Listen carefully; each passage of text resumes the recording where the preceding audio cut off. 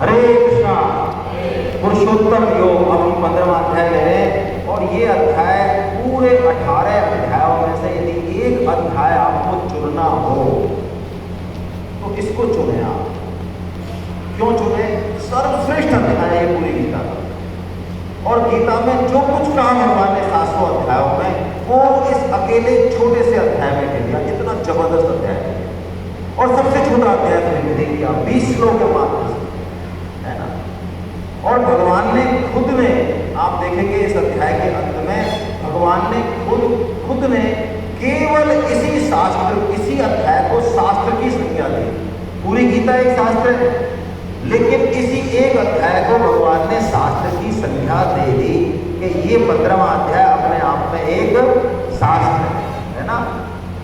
क्यों है इतना महत्वपूर्ण अध्याय ये? एक तो ये समझें और इस अध्याय में क्यों कहा भगवान ने इस अध्याय को और क्या है इस अध्याय में ऐसा, ये पहले समझते हैं, फिर हम अध्याय में चलते हैं, ठीक है ना। पहले तो ये अध्याय क्यों कहा, पहले उस पर बात करते हैं। अभी अभी हमने देखा भगवान ने गुणों से छूटने का उपाय बताया। क्या बताया? अरे जिसने इनाम जीता है वो तो बोल रहे, अव्यभिचारी भक्ति योग। तो ये अव्यभिचारी भक्ति कैसे रहे हमारी, क्योंकि संसार में तो है ऐसे ऐसे लोग हैं, ऐसी ऐसी परिस्थिति है कि हमें तो गुस्सा भी आता है, द्वेष भी होता है। कहाँ सामने भगवान को देखते फिरेंगे भाई, है ना। इनाम देती तो है नहीं, हम लोग कुत्ते भी भगवान को देख लेंगे।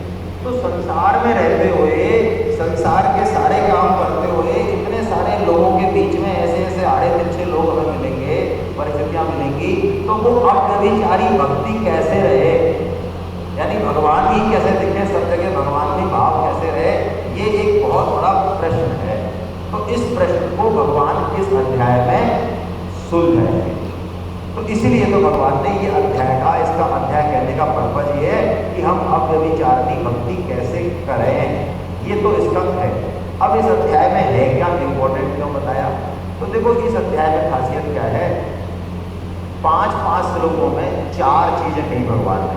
शुरू के 5 श्लोकों में 1 से 5 में एक चीज, 6 से 10 में एक चीज, बाकी 5-5 में तीसरी चौथी चीज। क्या क्या चीज कही? सबसे पहले तो भगवान ने ये जो संसार है, जगत, ये है क्या ये बताया भगवान ने। और इसको बताने के लिए भगवान ने एक संसार वृक्ष की उपमा दी, पेड़ की। पेड़ से समझाया इस संसार को, वो हम समझेंगे। और वो इतने अच्छे से समझाया भगवान ने कि यदि हम एक श्लोक को भी समझ लें, ये भगवान के वचन है, मैं अपनी तरफ से कोई बात जोड़ नहीं जाऊँ, एक श्लोक को भी हम ठीक से समझ लें तो हमको संपूर्ण वेदों का ज्ञान हो जाएगा। मैं फिर रिपीट कर रहा हूं अपनी बात, यदि हम एक श्लोक को भी ठीक से समझेंगे तो हमको संपूर्ण वेदों का ज्ञान हो जाएगा। ये कौन कह रहा है? भगवान कह रहे हैं। तभी तो मतलब है इस बात का, आप हम कहें तो क्या मतलब है, कोई मतलब नहीं, भगवान कह रहे हैं। तो संसार क्या है, कैसे बढ़ता है, कैसे फंसता है अंदर हमारे, है ना, मन में कैसे घुसता है, कैसे इसको बाहर निकालें, ये टेक्निक भगवान मात्र 5 श्लोकों में बता देंगे। और हम तो एक ही श्लोक लेने वाले हैं उसमें से। एक तो ये बताया। अब बहुत इंपॉर्टेंट बात उसके बाद देखो, आपके घर पे कोई मिलने आए, ठीक है, आप मान लो प्रतापनगर जहाँ भी रह रहे हैं आप रह रहे हैं, और कोई आदमी जो है पहली बार जयपुर आया, गाँव से आया, तो फोन करे आपको कि यार मैं तो पहुँच ही नहीं पा रहा हूँ तुम्हारे घर, तो आप क्या पूछोगे? आप कहाँ हो? आप हो कहाँ भाई? वो कह रहा यार एक मकान है और इधर एक पेड़ खड़ा है पूरा, तो मकान और पेड़ तो सब जगह कि मैं कहाँ जाऊँ मैं, फिर वो ढूंढने। तो यदि उसको यही नहीं पता कि मैं कहाँ खड़ा हूँ, तो बोलो कोई मतलब है, फिर उसकी हेल्प नहीं की जा सकती। तो हम सब काम करें इस जीवन में, सब बड़े से बड़े काम करें, लेकिन अभी हमको ये नहीं पता कि हम हैं कौन, हम आपके हैं कौन। भाई अभी जो है हम सच्ची सच्ची बताओ, 70 साल पहले थे क्या? अभी हमारा मन जिनमें फंसा हुआ है पूरी तरीके से, हैं जिनमें भी फंसा हुआ है हमारा मन, बच्चों में, पत्नी में, पति में, तो हमारा इस्लामी कोई शरीर रहा होगा, जो भी योनि में रहे होंगे, तो वहाँ के वो खाएं भाई साहब, वो क्या कर रहे हैं, उनमें कोई है जुगाड़ वाली। तो इसका मतलब अभी जो हम अपनी पहचान मान रहे हैं, ये हमारी वास्तविक पहचान नहीं है। ये इस शरीर की पहचान है जो कि जन्म लेता है और मरता है। ठीक है, तो इस शरीर से जो हमने अपनी पहचान बनाई, क्या बनाई? स्त्री हूं, बढ़िया, पुरुष हूं, बहुत अच्छी, ब्राह्मण हूं, बहुत ही बढ़िया, प्रिंसिपल साहब और बहुत ही बढ़िया भाई साहब, भारत के वासी बहुत टॉप की बात है। जो भी पहचान बनाई ये सब फर्जी है, टाइम भी है, बस व्यवहार के लिए तो ठीक है। इन सब बच्चियों को उखाड़ दो तो अंदर से क्या सामान है वो देखने वाली बात है। तो वो बताएंगे भगवान इस शरीर के पीछे भी क्या छुपा है। कि शरीर हमारी पहचान नहीं है तो हम हैं कौन? तो भगवान अपने श्री मुख से बताएंगे कि हम आपके हैं कौन। वाह क्या बात है। अब आज आप घर जाओगे तो कोई अपनी पहचान लेके जाओगे, कितनी बढ़िया बात है, बोलो हैं। ये रहस्योद्घाटन भगवान यही करेंगे बस पूरी गीता में। और इसी रहस्योद्घाटन के ऊपर स्वामी जी ने हमारे ऊपर कृपा की है, वही चर्चा करेंगे। अब तीसरी बात, क्यों हम चक्कर में पड़ जाते हैं, यहाँ हम घूम रहे हैं आराम से और ऐसा मान रहे हैं बस यही है दुनिया, ये जो नाम है हमारा, ये जो गांव है, ये जो काम है, बस यही है दुनिया, इसके अलावा कुछ नहीं है। कि कैसी हालत है हमारी, आपको उदाहरण से समझाता हूँ। पहले एक वो आते थे, वो अरे वो उसमें वो लगे रहते थे ना, देखते थे बच्चे, क्या बोलते हैं भाई वो, तो उसको चक्री घुमाता था, देखो ये दिल्ली की मीनार देखो, ये हेमा मालिनी देखो, ये देखो, तो वो देखते रहते थे। तो मान लो एक बच्चा है जो उसको दूध लेने भेजा भैया ने, बोले बेटा 10 रुपये दे, फटाफट दूध के मेहमान आने वाले, तो बाल्टी हाथ में जेब में पैसे, और लटका के वो जा रहा है। अब उसको मिल गया क्या? बाइस्कोप मिल गया। अब जेब में तो पैसे हैं ही नहीं, है ना। अब वो बाइस्कोप में है, अब उसको ये नहीं पता कि मैं तो कौन हूँ, बाल्टी क्यों लटक है, बाल्टी का भी होश नहीं है उसको, क्यों आया हूँ और कहाँ जाना है कुछ पता नहीं है। अब तो बस हेमा मालिनी सामने है, इंडिया गेट सामने है, बस हमारी भी भाइयों और बहनों यही हालत है। अभी भी हमको 22 को जो मिल रहा है भगवान का, तो मौज हो रही है बस। अच्छा कुछ नहीं है बस, ये 22 को कोई मस्त है, 70-80 साल ऐसे जाते हैं, यूँ ऐसे ऐसे ऐसे ऐसे।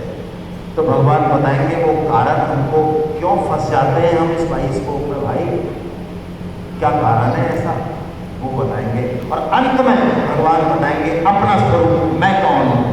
ये जो पुरुषोत्तम नाम है मेरा, इस पुरुषोत्तम नाम के पीछे क्या कारण है। ये ऐसा अध्याय है, बड़ा प्यारा अध्याय है। तो आइए चलते हम पहला श्लोक पढ़ते हैं। बहुत प्यारा श्लोक है, जबरदस्त श्लोक है। इस एक श्लोक को ठीक से समझा, ये मान लो दोनों दिन का काम हो जाता है ना, ऐसा बढ़िया श्लोक है। आइए समझें इसको, पूरे दिल से ग्रहण करें। ऊर्ध्वमूल मध शाख मश्वत्थं प्राहुरव्ययम् छन्दांसि यस्य पर्णानि यस्तं वेद स वेदवित्। क्या कह रहे भगवान? ऊर्ध्वमूलम अधः शाखम, ऊपर की ओर तो मूल है किसका? इस संसार का वर्णन कर रहे हैं। और इसको क्या उपमा दी भगवान ने? एक पेड़ की उपमा दी। और उस पेड़ में देखिए जड़ पे कौन बैठे हैं? भगवान बैठे हैं।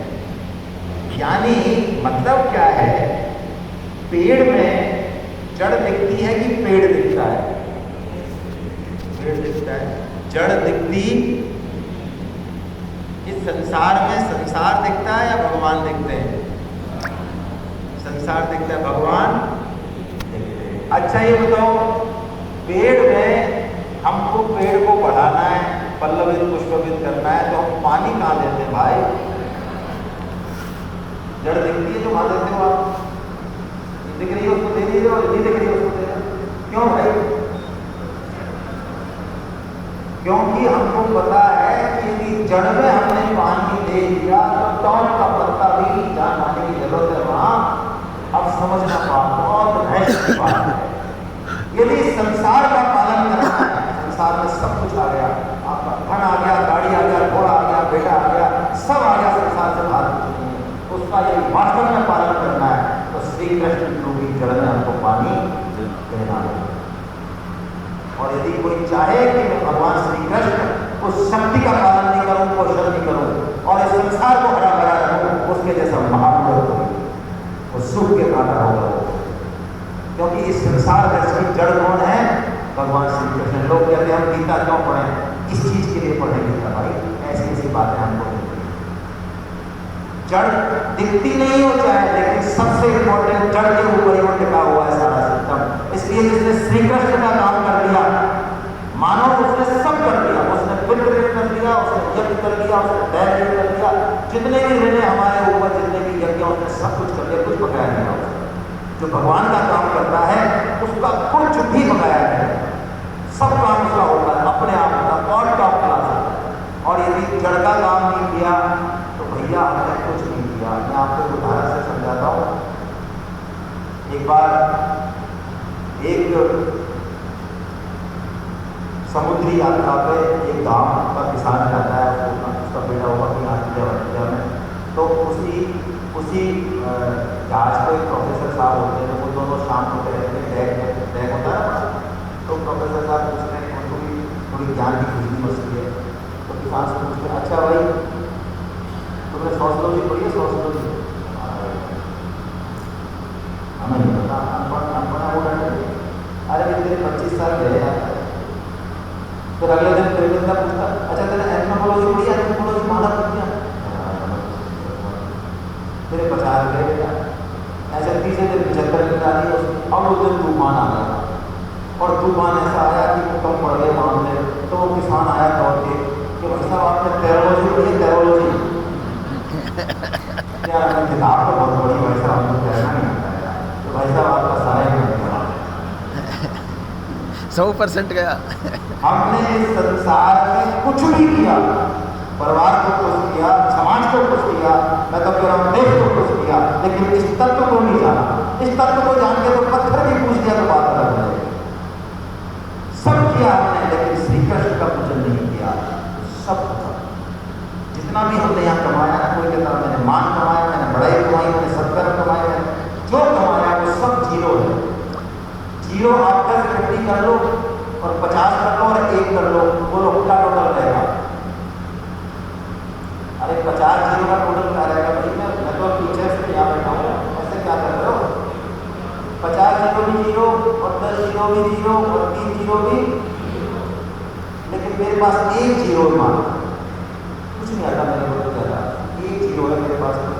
जैसा कि अपने परिवार का पालन कर रहे हैं, लेकिन मेरे पास 1 है, श्री कृष्ण रूपी 1 है मेरे पास। तो मेरी 1 जीरो क्या हो जाएगी? 10 बन जाएगी। राम नाम को अंक है और अंक बिना सब सून, अंक गए कछु हाथ नहीं, अंक भरे 10 गुण। एक को पकड़ा नहीं है लाइफ में, और एक को पकड़ लिया, आपकी जो भी छोटी सी क्वालिटी आपके अंदर, सबके अंदर होती है, आपका जीवन बदल जाएगा। इस संसार में जीना है तो कैसे जीना? इस संसार में जीने का तरीका बता रहे भगवान कि इस संसार वृक्ष की जड़ में हूँ, और इस वृक्ष को भगवान ने दिखाया पीपल का पेड़। अश्वत्थम का मतलब है पीपल का पेड़। क्या मतलब है पीपल का पेड़? क्यों बताया भाई? पीपल का पेड़ यज्ञ में काम आता है, हवन में काम आता है। गीता का यज्ञ क्या है? गीता की जो यज्ञ की परिभाषा है, हम अपना कर्तव्य कर्म करें निष्काम भाव से, ये गीता का यज्ञ है। तो इसके मायने क्या हुए? इसके मायने हुए कि ये जो शरीर और संसार जो कुछ हमारे पास है, ये किसके लिए मिला है भाई? भोग के लिए या यज्ञ के लिए? यज्ञ के लिए मिला है।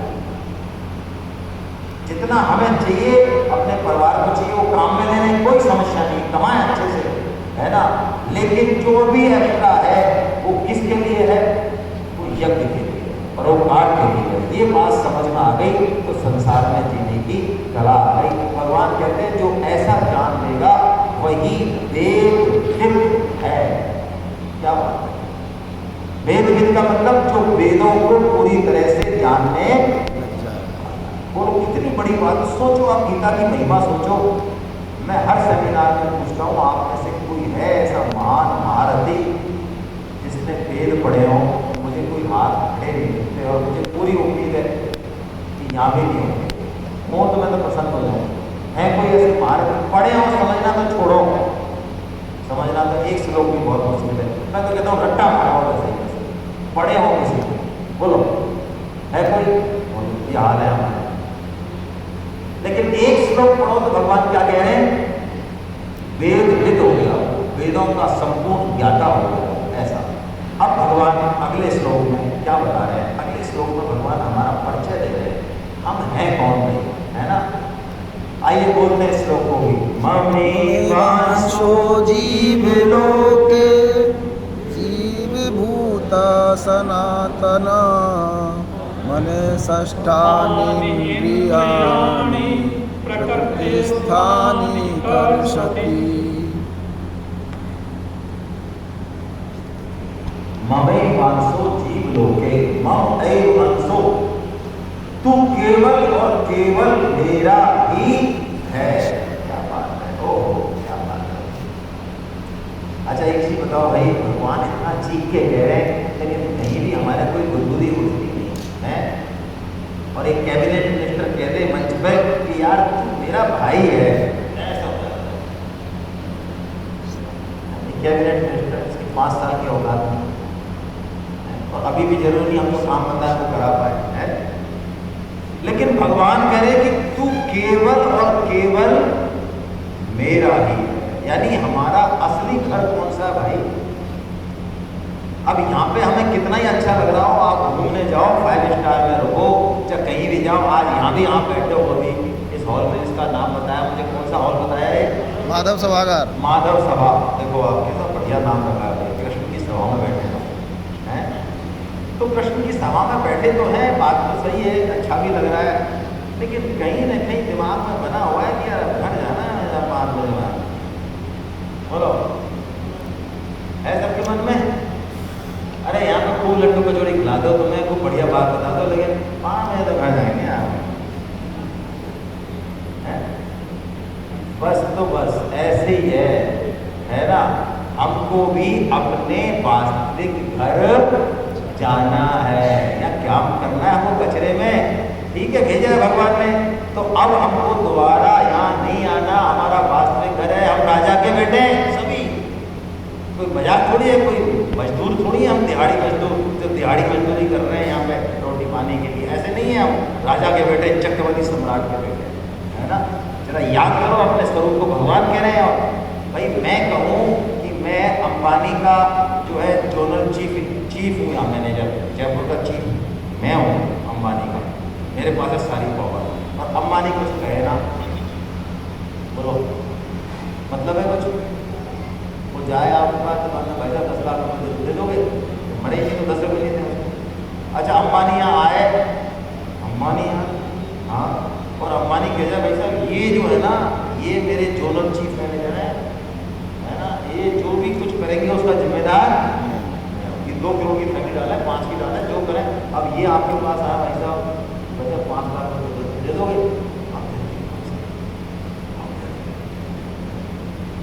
तो ये कौन कह रहे हैं कि हम उनके? भगवान कह रहे हैं भाई। तो भगवान ने कहा इसकी इंपॉर्टेंस है। हम तो झूठ मूठ ही कह दें, वो बड़े राजी होते हैं, अरे बेटा हमारा ही तो है, लेकिन मम्मी पापा कभी तुतला के पूछता है तू किसका है? मैं तुम्हारा हूँ। माँ खुश हो जाती है, अरे है तो उसी का ही, तू कहे मत कहे मत, है तो उसी का ही, तो आओ भगवान को हम जरा खुश कर लें थोड़ी देर। राजी होते भगवान। भजन पूजा से कुछ नहीं होते इतना जितना इससे होते हैं। इससे कि हम भगवान से कह दें कि हे नाथ, हे मेरे नाथ, हे मेरे नाथ, मैं केवल आपका हूँ, मैं केवल आपका हूँ, हे नाथ, हे नाथ, हे मेरे नाथ, हे मेरे नाथ, कृपा करो, आप कृपा करो, मैं आपकी शरणागत हूँ, मैं आपकी शरणागत हूँ। नारायण नारायण नारायण। बस ये कहने भगवान को और कुछ नहीं चाहिए हमसे। एक काम और चाहिए थोड़ा सा, यदि हमको यहाँ पे वापस नहीं आना है तो मनुष्य जन्म का मुख्य उद्देश्य यही है, यही क्या, भगवान श्री कृष्ण की आज्ञा का पालन। हम गुरु गुरु गुरु गुरु गुरु गुरु गुरु ये करते रहते हैं ना। गुरु की बहुत तगड़ी बीमारी है आजकल, बहुत तगड़ी बीमारी है, और ऐसे ऐसे बैठे मत पूछो आप, और लाखों फॉलोअर है। अब मैं तो ना प्रणाम ही करूँगा, कुछ निकल जाएगा मुझे, पाप बन जाएगा हमारा। लेकिन मैं ये कह रहा हूँ, गुरु का मतलब समझते हैं क्या हम?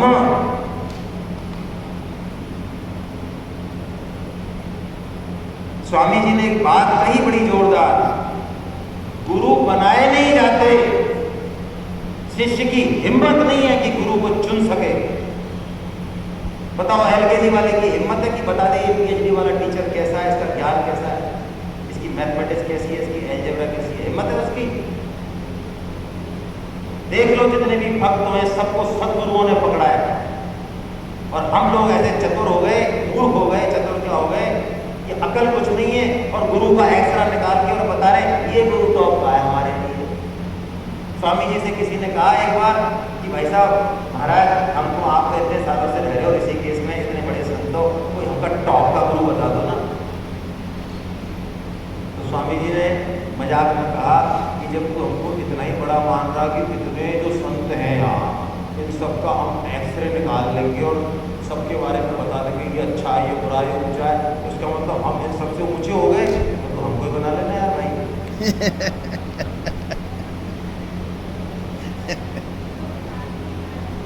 हाँ बिल्कुल, गुरु के बिना ईश्वर नहीं मिलता है। तो पहला गुरु हमारा विवेक, भगवान ने जो दिया इस विवेक का सदुपयोग करें। बोलो कौन सी चीज है जो हमें नहीं पता? झूठ नहीं बोलना चाहिए, पता है कि नहीं पता है? दूसरों की सहायता करनी चाहिए, पता है कि नहीं पता है? माता पिता में भगवान देखना चाहिए, पता है कि नहीं पता है? आचार्य देवो भव, पता है कि नहीं पता है? बताओ पहले ये काम कर लिया, जो पता है वो काम कर लिया। जिस क्लास में अभी हम हैं यदि उसको पास कर लेंगे, नेक्स्ट गुरु भगवान भेज देंगे, और भगवान का भेजा वही गुरु काम आएगा। अभी श्री कृष्ण को गुरु मान लो, और गुरु मानने का मतलब है भगवान की आज्ञा का पालन करना। गुरु भी यदि आपके हैं तो आज से एक बात आप गांठ बांध लो, गीता के आधार पे गुरु के दर्शन करने वाली 5 साल मत जाना, लेकिन गुरु जो बात बताते हैं, शास्त्र सम्मत जो बात है, उसको पालन करो घर बैठे। तो तुम्हारा गुरु के प्रति यही समर्पण है, यही गुरु बनाना है। तो हमें भगवान श्री कृष्ण को गुरु बनाना है, तो भगवान श्री कृष्ण की आज्ञा का पालन करना पड़ेगा। और भगवान ने एक जगह आज्ञा दी है हमको कि हमको क्या करना चाहिए। देखो भाई, आज हम इस इंस्टीट्यूट में हैं, और यदि इसका नमक खा रहे हैं तो कोई मतभेद हो सकते हैं, वो चलते हैं दुनिया में, खास बात नहीं है। लेकिन मूल रूप से हमारा मन, वचन और कर्म से काम ऐसा हो जो इस इंस्टीट्यूट को मजबूत करे। यदि मैं इस घर का मेंबर हूँ, मैं किसी संगठन का मेंबर हूँ, मैं इस देश का निवासी हूँ, तो कुल मिला के मेरा सिस्टम ऐसा होना चाहिए कि उसको मजबूत करे। तो यदि हम भगवान श्री कृष्ण के अंश हैं और हैं ही भगवान करें, तो हम वो काम करें जो भगवान श्री कृष्ण की बात हो, उसकी आज्ञा पालन हो। क्या है भगवान की आज्ञा पालन? गीता में ये मूल बात है। गीता के अंत में जब पूरी गीता खत्म हो जाती है, अर्जुन यही बात कहते हैं। पूरी गीता खत्म हो जाती है, जब आप पढ़ लें 18.73 में अर्जुन एक ही बात कहेंगे, उसके बाद भगवान कुछ नहीं बोलते, क्योंकि अब बोलने को कुछ बचता नहीं। जब यही बात कह दी अर्जुन ने, उसके बाद भगवान चिड़ी चुप। क्या कहते हैं अर्जुन? ऐसी बड़ी बात क्या कह देते भाई? भगवान अर्जुन से भगवान कहते हैं करिष्ये वचनम तव, मैं आपकी आज्ञा का पालन करूंगा। ये नहीं कहा अर्जुन ने कि मैं युद्ध करूंगा, ये नहीं कहा कि मैं युद्ध नहीं करूंगा। क्या मतलब है? आप कहोगे तो युद्ध करूंगा, आप कहोगे तो युद्ध, आप कहोगे कुआं में गिर जाऊंगा, आप कहोगे तो क्या आज्ञा है भगवान की? एक जगह आज्ञा दी भगवान ने, मेरे भक्तों में निष्काम भाव से गीता का प्रचार करना। इस काम से मैं सबसे ज़्यादा प्रसन्न होता हूँ। बड़े से बड़े यज्ञ से, तप से, दान से, जितने भी सत्कर्म शास्त्रों में है, उनसे मैं इतना प्रसन्न नहीं होता जितना मैं कोई यदि मेरा गीता का प्रचार करता है, क्योंकि मेरा स्वरूप है, मेरी वाणी है, उसके प्रचार से मैं जितना खुश होता हूँ उतना किसी से खुश नहीं होता हूँ। और उसको मैं मिलूंगा ये तो 100% गारंटी है। एक बात और कहते हैं, और दूसरा कोई होगा ना, तो कभी हुआ और ना बोलो। अब आपको समझ में आया कि हम 2 दिन से यहाँ क्यों आ रहे हैं भाई? कोई तो स्वार्थ होगा हमारा, बिना स्वार्थ के क्यों कोई आएगा, क्यों भाड़ेगा ऐसे? अब आपको समझ में आया, हमने आज बता दिया आपको। हम जो आ रहे हैं वो इसी लोभ में आ रहे हैं, इसी स्वार्थ में आ रहे हैं कि हमारे मन में ये है कि हमें भगवान की आज्ञा का पालन करना है। तो आप भी ये सब कर सकते हैं। कैसे कर सकते हैं? सबके फोन में कॉन्टैक्ट्स होते हैं, सबके कोई 2, 4, 5, 10 लोग होते हैं जो आपकी बात सुनते हैं, मानते हैं। क्या करना है? कुछ नहीं करना है, उनको हमको ये प्रकारे गीता की तरफ जोड़ना है। अब तो जुड़ेगा कि नहीं जुड़ेगा ये तो देखो भगवान है, तो ये तो किस्मत है उसकी, लेकिन हमको कोशिश पूरी करनी है। ये ध्यान रखना, भगवान रिजल्ट नहीं देखते, भगवान क्या देखते हैं? कोशिश देखते हैं। और इसमें हमारा मान हो अपमान हो कोई समस्या नहीं है, उससे हमारा फायदा होगा। बोलो ये काम हम करना चाहते हैं, सबको करना चाहिए। कैसे करें? हम लोग क्लास लगाते हैं गीता की। कैसे लगाते हैं मैं बता देता हूँ, कैसे प्रचार करना है मैं तरीका बता देता हूँ। अभी हमारी 51 क्लासेज चल रही है क्लास, तो क्लासेज का तरीका ये है कि हम लोग सप्ताह में 1 दिन 2 घंटे की क्लास होती है, ऑनलाइन भी होती है और ऑफलाइन फिजिकल भी होती है। आपको जो दिन सूट करता हो, जो समय सूट करता हो, वो आप फॉर्म में लेते हैं। आपको 10 महीने उस क्लास में आना, उसके लिए हम फीस लेते हैं 550 रुपये, बिल्कुल लेते हैं। उसमें ये किताब देंगे आपको, फिर घर पहुँचाएंगे आपके, चाहे आप बॉम्बे में रह जाए। और उसके बाद हम एग्जाम लेते हैं 4। कैसे कैसे लेते हैं? 1 से 6 अध्याय हो जाएंगे, उसमें सारे श्लोक पढ़ाते हैं, ऐसे एक ऐसे नहीं लेते, सब श्लोक पढ़ाते हैं, डिस्कस होता है। तो 1 से 6 अध्याय जब पूरे हो जाएंगे तो हर अध्याय का पेपर कराते हैं, सॉल्व कराते हैं, आपको अच्छे से क्वेश्चन आंसर कराते हैं। फिर आपका टैग देते हैं, 1 से 6 में पहला, 7 से 12 हो जाएंगे तो दूसरा, 13 से 18 में तीसरा, और पूरी गीता हो जाएगी तो एक चौथा। ठीक है? उसमें से किसी भी टेस्ट में आप पास हो जाएं, जो कि हो ही जाते हैं सब, 98% से ऊपर रिजल्ट रहता है हमारा इस बार, हर बार पिछली बार भी ऐसा ही। तो आपके 500 रुपये हम वापस कर देते हैं, किताब फोकट में है। अब कोई कहे साहब हम एग्जाम देने ही नहीं चाहते, हमारी और एग्जाम की लड़ाई है बहुत बड़ी, एग्जाम भी दे रहे हो तो यहाँ बैठते क्या आपके सामने?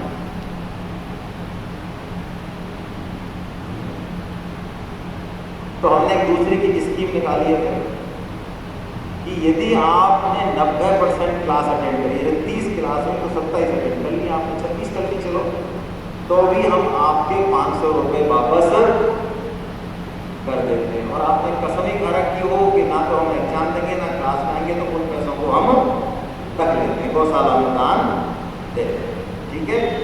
पथमेड़ा वाली गौशाला में, या जो हमने पिछली बार भी 4.5 लाख रुपये जो है वापस किए थे, और कुछ जो बचे थे वो हमने, ठीक है। एक तो प्रचार का तरीका क्या है? हमको गीता क्लास में पहले खुद जुड़ना है और अपने नाते रिश्तेदारों को जोड़ना है। देखो वही गीता से आपने एक भी बंदे को जोड़ दिया, उसका बहुत फर्क है। वो बंदा अच्छा देशभक्त हो जाएगा, अच्छी एग्जाम की तैयारी करने वाला हो जाएगा, अच्छी पत्नी, अच्छा पति, अच्छा भाई हो जाएगा, मानव आप नहीं होगा। यदि सिर्फ गीता से जोड़ दिया, पूरा परिवर्तन होता है, उसके व्यवहार में सब सिस्टम में परिवर्तन होता है।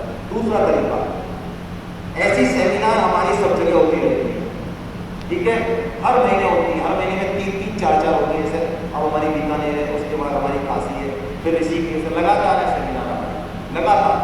तो मैं आपको एक ग्रुप से जोड़ दूंगा, आपकी किताब में एक नंबर लिख रहा है, आपको मेरे को व्हाट्सअप कर देना उस नंबर पर, दिख रहा है ना शुरू में, ये दिख रहा है प्रथम पेज पे, मेरा नाम भी दिख रहा है।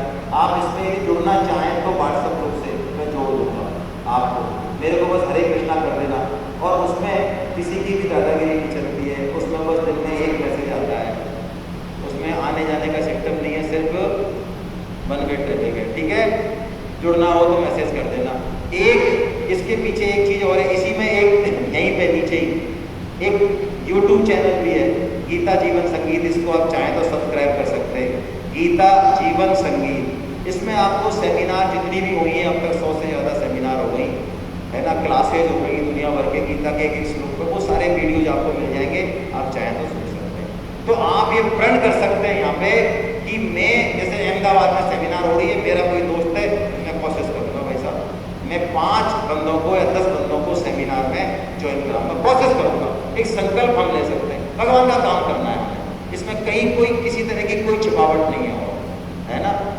दूसरा तरीका। तीसरा, आप किताब दे सकते हैं किसी को, ये 150 रुपये की किताब है आपकी माँ, आप देख सकते हैं किताब की क्वालिटी लगभग बराबर है, ये क्वालिटी वाइज है ना, ये दे सकते हैं। गीता प्रेस की भी कोई भी किताब दे सकते हैं, गीता प्रेस की किताबें बिल्कुल 24 कैरेट गोल्ड है, किताबों से प्रचार करें, जैसे भी चाहें आप प्रचार करें, लेकिन मुख्य बात यह है कि आपको प्रचार करना ही चाहिए।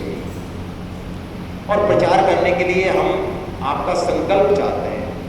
संकल्प कैसे चाहते हैं कि आप बोल दो माइक पे। अभी बोलने से क्या होता है कि ये मन जो है ना, ये इतना बदमाश है कि अभी तो आपको बहुत अच्छी लग रही है बातें, लेकिन जैसे यहाँ पे अभी तो क्या भगवान श्री कृष्ण बैठे हैं चारों तरफ, उनकी वाणी है ना, भगवान की वाणी में, और जैसे ही हम बाहर जाएंगे तो माया पकड़ेगी और वो कहेगी,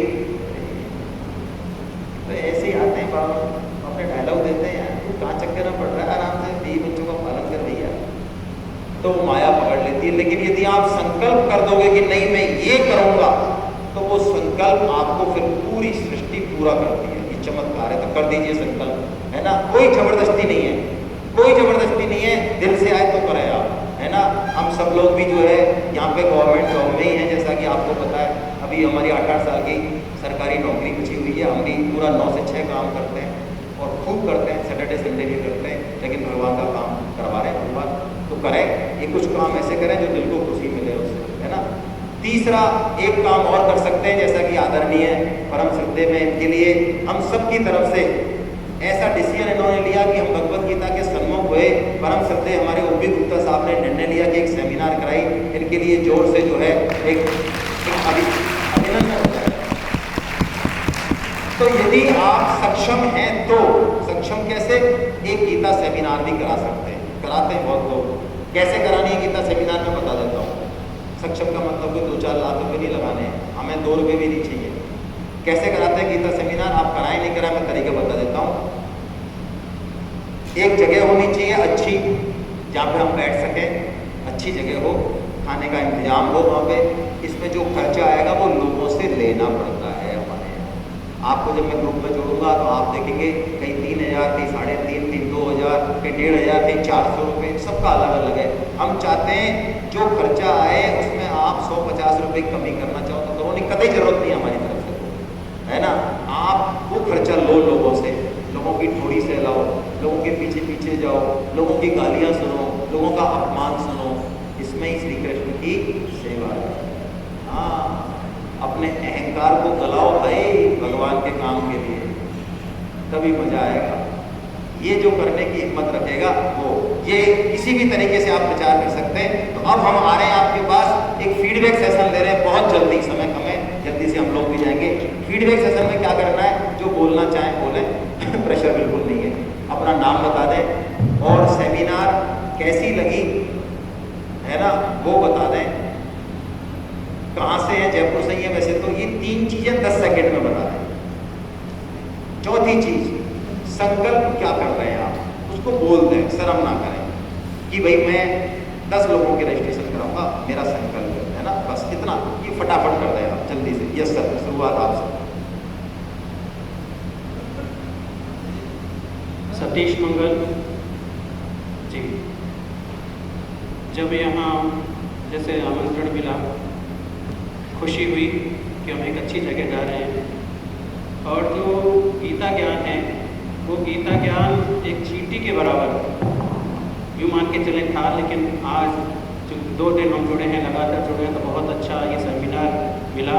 और इसी तरीके के यदि सेमिनार अटेंड करते रहे तो निसंदेह हम उस ईश्वर की शरण में पूरे समर्पण भाव के साथ चले जाएंगे। मेरा यहाँ संकल्प है कि जो ये नित्य स्तुति और प्रार्थना है, ये पुस्तक 1100 पुस्तक मैं वितरित कराऊंगा और 10 साधकों को इसके साथ जोड़ने का संकल्प लेता हूँ। बिल्कुल नहीं, आज से ही और अभी से मैं जोड़ने का, ये तो क्लास है। और एक सेमिनार कराने का प्रयास जरूर करूँगा। तो संकल्प में और एक सेमिनार कराने का प्रयास करूँगा। मैं जयपुर अभी रेंट पर रह रहा हूँ, वर्कर नगर मेरा मकान है, यहाँ पर ग्रीन पार्क में।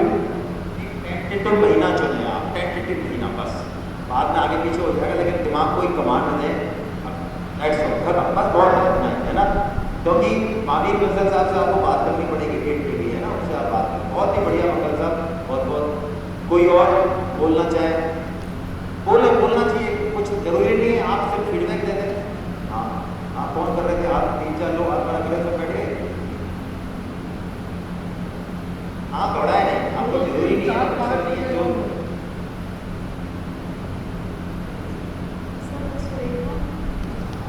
सेमिनार में 5 लोगों को जोड़ने का हमें कितना कम समय लिया और बहुत सरल भाषा में 5 लोगों को जोड़ने का प्रयास करेंगे। दैट्स ऑल, खत्म। मैं 11 लोगों को अपनी पुस्तक डिस्ट्रीब्यूट करूँगा।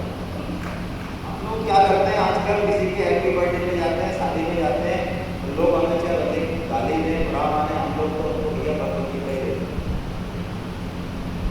है ना। पढ़े मत पढ़े, घर में पढ़ी रहेगी, कभी तो पढ़ेगा है ना। तो बिल्कुल दीजिए, गीता दीजिए, मरने पे भी देनी है, जिंदे रहने पे देनी है गीता भाई। चलिए, हाँ बोल जाओ, बहुत अच्छा।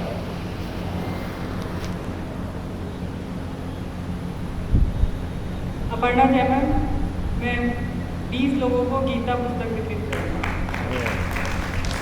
बहुत बढ़िया। और हाँ, यस सर, आपको वो मिला नहीं मिला वो? अरे बाबूलाल शर्मा, गोवर्धन यात्रा सेवा समिति, आगरा रोड, जामबड़ौली। और ऐसी ही सेमिनार कार्तिक मास में जामबड़ौली में राधा गोविंद मंदिर पे होगी। वाह वाह वाह।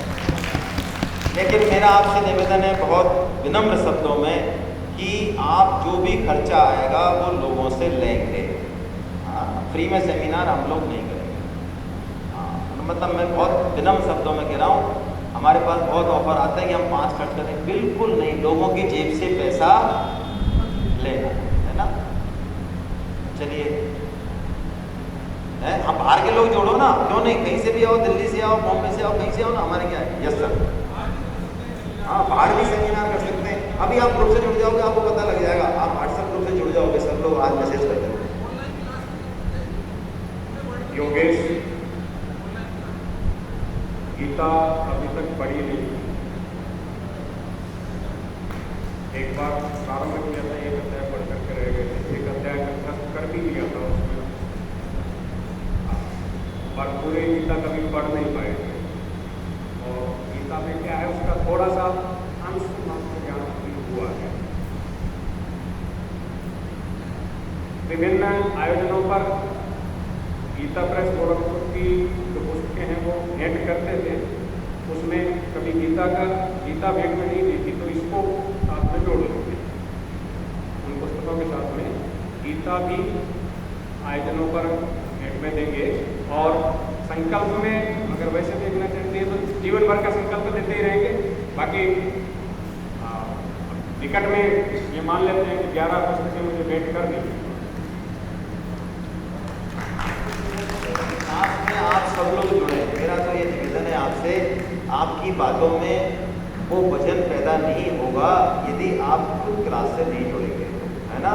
इसलिए मेरा आपसे निवेदन है, अपने आप को इतना स्वच्छंद मत बनाइए, विनम्र शब्दों में कह रहा हूँ। आप क्लास ज्वाइन कीजिए, टेंटेटिव दिन लीजिए और गीता को एक बार सिलसिलेवार पढ़िए हमारे साथ तरीके से, हमारे साथ मतलब स्वामी जी के साथ, है ना। हम क्या पढ़ाएंगे?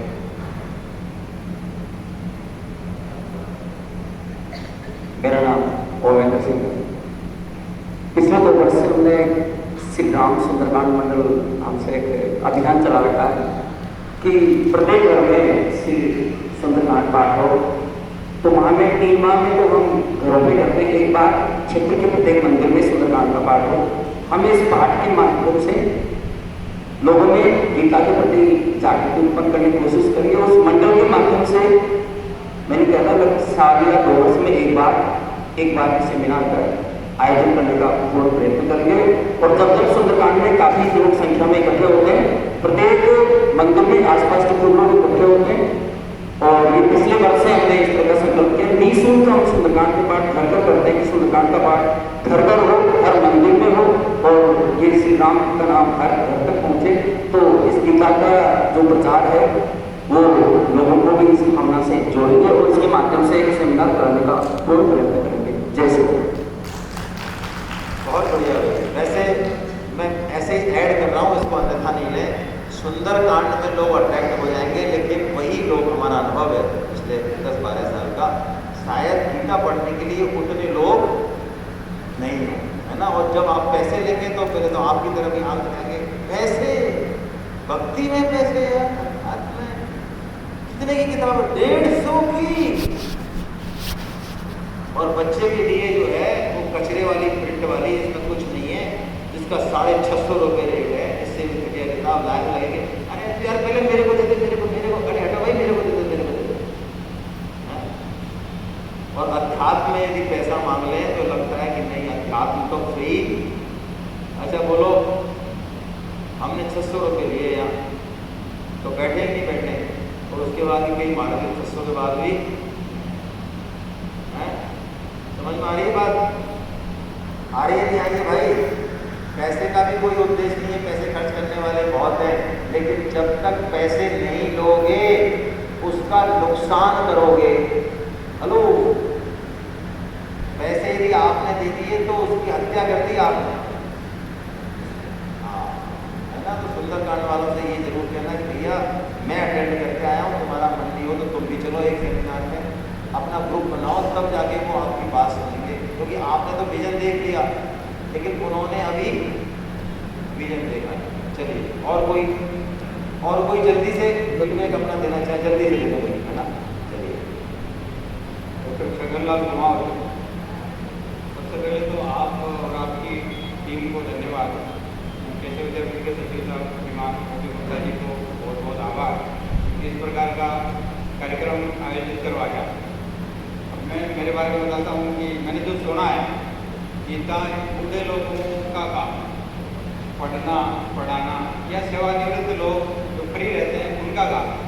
अब यहाँ आकर के जो सीखा है मैंने, यहाँ बहुत छोटे उम्र के बच्चे भी हैं और उन्होंने सही उत्तर दिए प्रश्नों के, तो बहुत कुछ सीखने को मिला कि बूढ़े लोगों का, सेवानिवृत्त लोगों का काम नहीं है, ये जवानों का काम है, ये छोटे बच्चों का काम है। आपने एक उदाहरण दिया था कि गीली मिट्टी को कुछ भी आकार दिया जा सकता है, जब वो सूख जाए तो उसको कोई आकार नहीं दे सकते। तो छोटे बच्चे बहुत अच्छी दिशा में इसी उम्र में सही दिशा में जा सकते हैं। तो ये मैंने 2 दिन के सेमिनार के अंदर सीखा है। मेरी उम्र 45 साल हो गई, 45 साल हो गई, तो 1 साल में 45 पुस्तकें मैं लोगों को भेंट करूँगा। वाह, बहुत बढ़िया। हाँ, बोले सब। मेरा नाम नीतू शर्मा है। मैं ये संकल्प लेती हूँ कि मैं 11 पुस्तकें डिस्ट्रीब्यूट करूँगी और 11 लोगों को इस जोड़ेंगे। तो जोड़े। और फिर ठीक है, अंत में जो है हमारे प्रिंसिपल साहब, और फिर अंत में तो सबसे अंत में तो बुलाएंगे।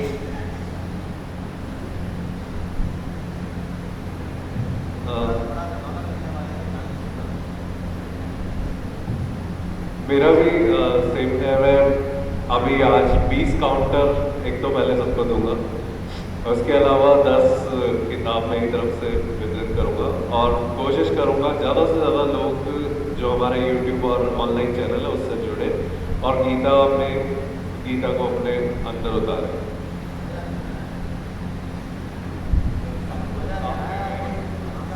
क्या है जैसे फुलझड़ी छुड़ा रहे हो यार, तो बम सूखी बम फोड़ो यार, फोड़ना है ढंग का, कोई ढंग का सा फोड़ो, अच्छा सा।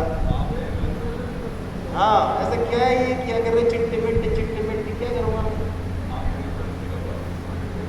अरे कोई एक ढंग की ग्रांड सेमिनार कराओ किसी जगह बढ़िया से यार, 3 दिन की या 2 दिन की, आप बच्चों की कराओ। बिल्कुल हम बच्चों की सेमिनार करते हैं, मई जून में तो हम डेफिनेटली करते हैं। 150 बच्चों की है हमने, अभी 2 सेमिनार करते हैं बच्चों की साल में। आप कराइए ज़्यादा बच्चों की सेमिनार, बहुत उसमें ये नहीं होता, उसमें अलग तरीके से पढ़ाते हैं लोग, जो भी करने को बच्चों की सेमिनार पहले से शेड्यूल कर ली गई है,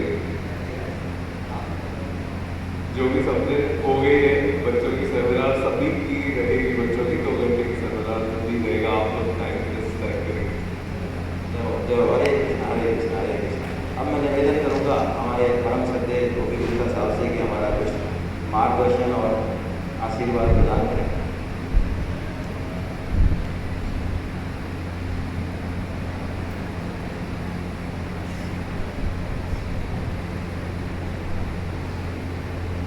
आदरणीय संतोष गुप्ता जी, आवेदन सुधीर जी, साय जी और पूरी टीम और भाई और बहन,